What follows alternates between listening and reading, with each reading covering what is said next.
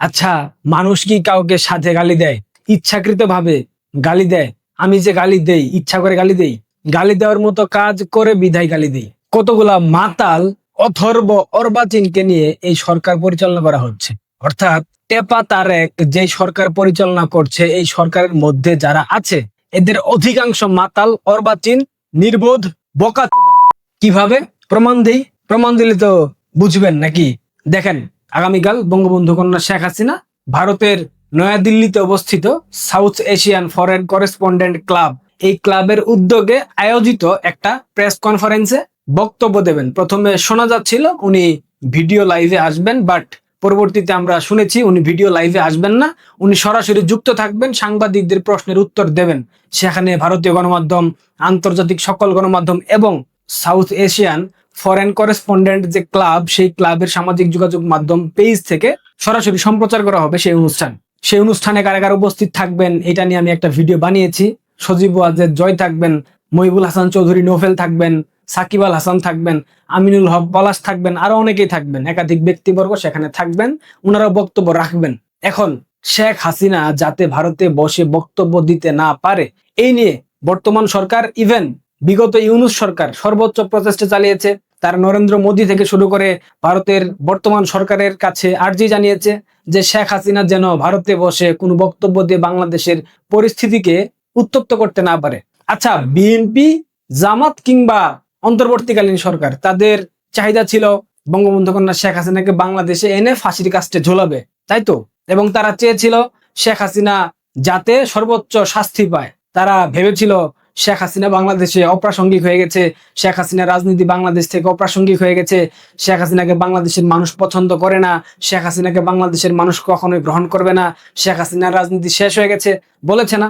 এখন উনি যখন নিজে থেকে বাংলাদেশে আসতে চাচ্ছেন, তখন এই অর্বাচীনরা, এই গর্ধপরা, এই নির্বোধরা বিভিন্ন ধরনের প্রপাগান্ডা ছড়িয়ে দেওয়া হচ্ছে। আলটিমেটলি একটা ভয় প্রদর্শন করা হচ্ছে যে আপনি আইসেন না, আসলে কিন্তু ফাঁসি দিয়ে দেব। আরে বেটা, তোদের কেন, তোদের যারা অভিভাবক, তোদের যারা প্রভু, তোরা যাদের দাস, তারাই তো শেখ হাসিনার বিরুদ্ধে কোনো প্রকার কঠিন সিদ্ধান্ত নিতে 101 বার চিন্তা করে। কারণ শেখ হাসিনা শুধুমাত্র বাংলাদেশের নেতা নন, উনি দক্ষিণ এশিয়ার অত্যন্ত প্রভাবশালী নেতা। দেখিস নাই ক্ষমতায় থাকাকালীন সময় কিভাবে চীন, রাশিয়া, মার্কিন যুক্তরাষ্ট্র তাদের সাথে একসাথে সুসম্পর্ক বজায় রেখে রাষ্ট্র পরিচালনা করেছেন। রাষ্ট্রের অর্থনীতি কোথায় নিয়ে ঠেকিয়েছেন?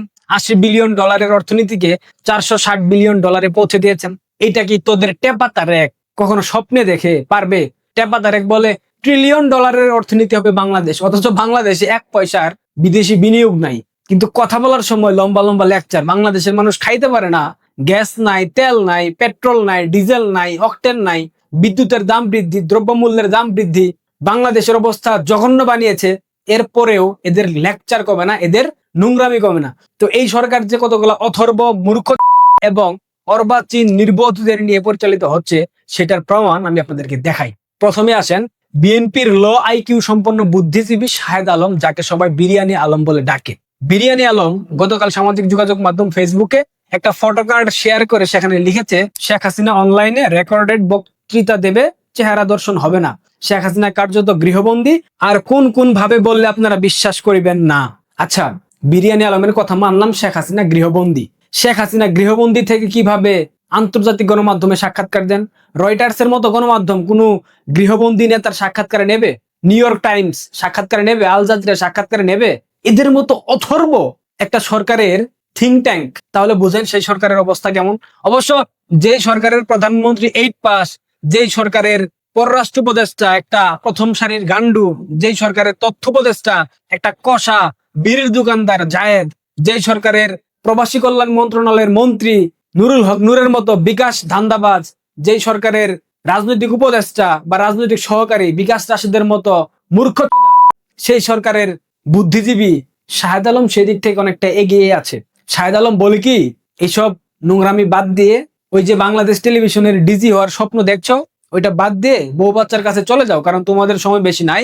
আমার কথা রেকর্ড করে রাখো, তোমরা 6 মাসের বেশি সময় পাবো না, এর আগে তোমাদেরকে বাংলাদেশের মানুষ নেড়ে মতো পিটিয়ে বাংলাদেশ থেকে বিতাড়িত করবে, আর তোমরা পালানোর কোনো পথ পাবা না। বঙ্গোপসাগরে ঝাঁপ দিতে হবে, অন্যথায় লাল দালানের ভেতরে ঢুকতে হবে। বুঝো নাই?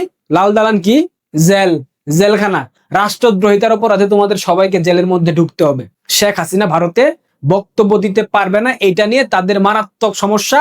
তারা বক্তব্য দিতে দেবে না। তারা ভারত সরকারের বাংলাদেশে নিযুক্ত রাষ্ট্রদূত দীনেশ ত্রিবেদীর সাথে সাক্ষাৎ করেছে বর্তমান সরকারের পররাষ্ট্র উপদেষ্টা, কি জানি নাম, একটা গান্ডু, নামটা মনে নাই, বলেছে শেখ হাসিনা যেন ভারত থেকে রাজনৈতিক বক্তব্য দিতে না পারেন, দিল্লিকে ঢাকার আহ্বান।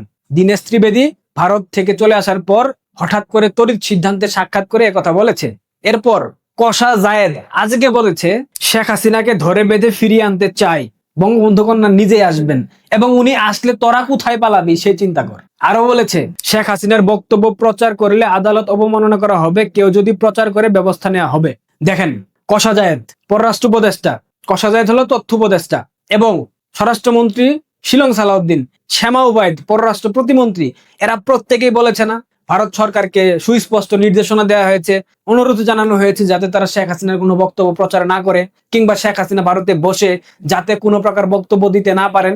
এরা কিন্তু ভেবেছিল 5 আগস্ট অর্থাৎ আগামীকাল বঙ্গবন্ধু কন্যা শেখ হাসিনা কোনো বক্তব্য দেবেন না, এটা একটা গুজব রটিয়ে দেওয়া হয়েছে সামাজিক যোগাযোগ মাধ্যমে, একটা ফটো কার্ড দিয়ে, বলেছে না। এর ঠিক কয়েক ঘন্টার ব্যবধানে ভারতের পররাষ্ট্র মন্ত্রণালয়ের মুখপাত্র রণধীর জয়সওয়াল তিনি সাংবাদিকদের প্রশ্নের জবাবে বলে দিয়েছেন একদম টেপা তারেককে এবং টেপা তারেকের যতগুলা ছাগল পাগল আছে এদেরকে একদম মুখে ঝামা ঘষে দিয়েছে, একদম মুখে ঢুকিয়ে দিয়েছে। কি বলেছেন দেখবেন, শেখ হাসিনার বক্তব্য দেওয়ার সঙ্গে ভারত সরকারের কোনো সম্পর্ক নেই। শেখ হাসিনা দিল্লিতে বসে বক্তব্য দিচ্ছেন, তাতে ভারত সরকারের কোনো সম্পর্ক নেই, এটা সত্যি কথা। কারণ বঙ্গবন্ধু কন্যা শেখ হাসিনা ভারতের অতিথির মর্যাদায় আছেন, উনি প্রধানমন্ত্রীত্বের সম্মানে সেখানে আছেন, উনাকে ভারত সরকারের ইতিহাসের সর্বোচ্চ প্রটোকল দেওয়া হচ্ছে। ভারতেও তো মৌলবাদী জঙ্গি জিহাদি গোষ্ঠী আছে, তাই না? রণধীর জয়সওয়াল তার এই কথার ব্যাখ্যা দিয়েছেন কি জানেন, এই যে আগামীকালকের আয়োজন, এই আয়োজনটা করতেছে ভারতের একটা বেসরকারি সংস্থা, এবং সেই সংস্থার সাথে বর্তমান সরকার অর্থাৎ বিজেপি সরকারের কোনো প্রকার সম্পর্ক নাই, সুতরাং তারা এটা নিয়ে কোনো কথা বলতে পারে না। ভারত একটা গণতান্ত্রিক রাষ্ট্র, সেই রাষ্ট্রে যে যার মতো খুশি বক্তব্য দিতে পারে, বক্তব্য প্রচার করতে পারে, তাদের সংসদে সকাল বিকাল ঝগড়া হয়, কিন্তু দেশের প্রশ্নে তারা সবসময় এক থাকে। সুতরাং বঙ্গবন্ধু কন্যা ভারতের জন্য কতটা গুরুত্বপূর্ণ সেটা ভারতবর্ষ জানে। তোদের মতো রাজাকারের বাচ্চা, বিহারির বাচ্চা, গর্ধবদের জানার প্রয়োজন নাই। রণধীর জয়সওয়াল কয়েক ঘন্টার ব্যবধানে বলে দিয়েছেন ভারতে বসে প্রধানমন্ত্রী শেখ হাসিনা বক্তব্য দেবেন, এটা ভারত সরকারের দেখার বিষয় না, ভারত সরকার এখানে সম্পৃক্ত না।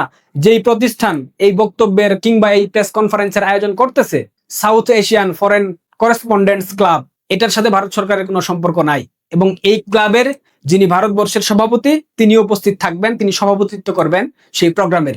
এই যে তোরা সকাল সন্ধ্যা বলিস শেখ হাসিনাকে ফিরতে দেব না, আসতে দেব না, লাশ আসতে দেব না, এটা আসতে দেব না, সেটা আসতে দেব না, আবার যখন শেখ হাসিনা ঘোষণা দিয়েছেন বাংলাদেশে ফিরবেন তখন তোরা বলতেছিস ফাঁসিতে ঝুলাবো, এয়ারপোর্ট থেকে সরাসরি ফাঁসির মঞ্চে, বর্ডার থেকে সরাসরি ফাঁসির মঞ্চে। ঠিক আছে না ভাই, মাইনা নিছি তো, ফাঁসিতে ঝোলা না, আগে আসতে দে, আগে আসুক।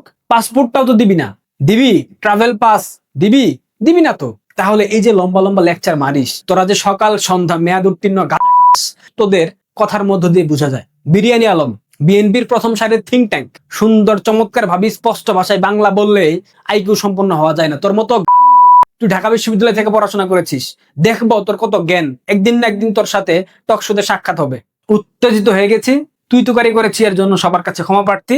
এবং এগুলা কোনো হুমকি ধামকি না, এগুলা কোনো হুঁশিয়ারি বার্তা না, এগুলা জাস্ট জানানোর জন্য বললাম যে সরকার পরিচালনা করছে টেপা তারেক, এরা প্রত্যেকেই মূর্খ, এদের কথার মধ্যে কোনো লাগাম নাই। এরা একজন আরেক কথা বলে, আরেকজন ঠিক পরক্ষণে আরেক কথা বলে। দেখবেন এরা সবাই বলতেছে শেখ হাসিনার বক্তব্য দেওয়া যাবে না, বক্তব্য প্রচার করলে গণমাধ্যমকে শাস্তির আওতায় না হবে, কারণ আদালতের নিষেধ আছে, তাই না? এখন চিফ প্রসিকিউটর আন্তর্জাতিক অপরাধ ট্রাইব্যুনাল, যে ট্রাইব্যুনালের মাধ্যমে বঙ্গবন্ধু কন্যা শেখ হাসিনাকে ফাঁসির রায় দেওয়া হয়েছে, সেই চিফ প্রসিকিউটর কি বলতেছে দেখেন, বিদ্বেষমূলক কথা ছাড়া শেখ হাসিনার বক্তব্য প্রচারে আইনি বাধা নেই, চিফ প্রসিকিউটর আমিনুল ইসলাম। তাহলে এখন এই বিরিয়ানি শাহেদ আলম, এই কশা জায়েদ পররাষ্ট্র উপদেষ্টা, এছাড়াও আরো যারা যারা এই বক্তব্য প্রচারে বাধা দিয়েছে, গণমাধ্যমকে নিষেধাজ্ঞা দিয়েছে, বিশেষ করে শিলং সালাউদ্দিন, এদের কি করা উচিত এখন? আপনারা সিদ্ধান্ত নেন। ওদের কথার উপরেই ওদের চিফ প্রসিকিউটর বলতেছে বিদ্বেষমূলক বক্তব্য ছাড়া সব ধরনের বক্তব্য বঙ্গবন্ধু কন্যা শেখ হাসিনা দিতে পারেন। শেখ হাসিনা তো বিদ্বেষমূলক বক্তব্য দেন নাই, উনি তো বলেন নাই দুমড়ে মুচড়ে ফেলবো, খেয়ে ফেলবো, ছিঁড়ে ফেলবো, ফাঁসিতে ঝোলাবো, এটা করবো সেটা করবো, বলেন নাই তো। উনি তো বাংলাদেশে আওয়ামী লীগের নেতা কর্মীদের উপর যে ধরনের নির্যাতন নিপীড়ন হচ্ছে, বাংলাদেশে মানবাধিকার লঙ্ঘন হচ্ছে, বাংলাদেশে আইনের শাসন নাই, বাংলাদেশের বিচার ব্যবস্থা নিয়ন্ত্রণ করছে একটা নির্দিষ্ট রাজনৈতিক দল, এইগুলা নিয়ে আলোচনা করবেন, এইগুলো নিয়ে কথা বলবেন, পাশাপাশি উনি ভারত থেকে বাংলাদেশে ফেরার যে রোডম্যাপ, উনার নেতাকর্মীদেরকে নিয়ে ফিরবেন, এই ধরনের কথা বলবেন। সেখানে বিদ্বেষমূলক বক্তব্যর প্রশ্ন আসে না। শেখ হাসিনা কি একবার বলেছেন বিএনপিকে ফেলে দেবো, এইটা করবো সেইটা করবো, গণ আন্দোলনের মুখে বিএনপি পালিয়ে যাবে? বলেছেন? বলেন নাই তো। তাহলে বিদ্বেষমূলক বক্তব্য কিভাবে হলো? সুতরাং বুঝতেই পারছেন, এদের প্রত্যেকটা অথর্ব, অশিক্ষিত, বর্বর, গান্ড, মূর্খ। ভালো থাকবেন, পারলে ভিডিওটা অনেক অনেক শেয়ার করবেন। আগামীকাল সবাইকে আমন্ত্রণ রইল, সন্ধ্যা 6:30 বাংলাদেশ টাইম। আপনারা সবাই আওয়ামী লীগের ফেসবুক পেজে চোখ রাখবেন। বঙ্গবন্ধু কন্যা গুরুত্বপূর্ণ দিক নির্দেশনামূলক বক্তব্য রাখবেন। বিশেষ করে বাংলাদেশ আওয়ামী লীগের তৃণমূলের কর্মী সমর্থক যারা আছেন, নেতাকর্মী যারা আছেন, আপনারা অবশ্যই অবশ্যই এই লাইভটা সারা দেশব্যাপী ছড়িয়ে দেবেন। ধন্যবাদ।